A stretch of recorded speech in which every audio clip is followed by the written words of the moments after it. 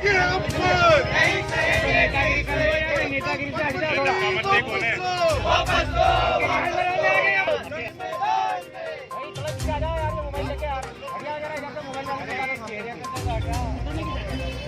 कंगना रनौत मुर्दाबाद।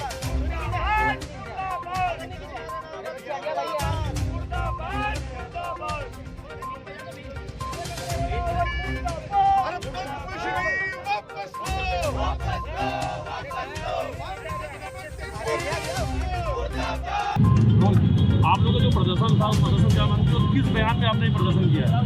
जी, मुझे शर्म आती है इस देश की एक अभिनेत्री कंगना रनौत, जिसको इस देश की जनता ने असीम प्यार दिया, सिर पे बिठाया, अब एक अभिनेत्री के तौर पे स्वीकार करा। आज सत्ता की चाटुकारिता करने के चक्कर में, रंगा बिल्ला की चापलूसी करने के चक्कर में उसने जो बयान दिया है वो बड़ा निंदनीय है। आज़ादी 1947 में नहीं 2014 में मिली। ये बयान जो कंगना रनौत जी का आया, जिसकी यूथ कांग्रेस घोर निंदा करती है, हम वार्निंग देते हैं कि कंगना रनौत इंदौर आके बताए, उसका मुंह भी काला करेंगे, उसमें देशद्रोह का मामला दर्ज कराएंगे। और आज यहाँ पर भेष के रूप में हमने कंगना रनौत को बनाया, और साथ ही साथ इस सत्ताधारी पार्टी बीजेपी, जिससे देश पूरा पूछ रहा है कि बताइए कि पद्मश्री मिलने का क्या इनका ग्राउंड है, किस आधार पे इनको पद्मश्री दिया गया। तो सत्ता में काबिज ये लोग चुप है, इनके सामने जैसे भैंस के सामने बीन बजाई जाती है, भैंस कुछ नहीं बोलती है, उसी तरीके से ये चुप है।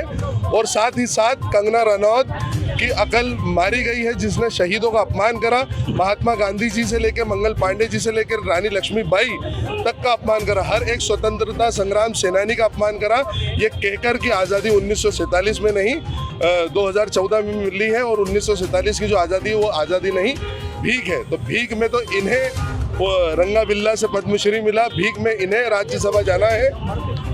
जी, रमीज खान, इंदौर यूथ कांग्रेस अध्यक्ष।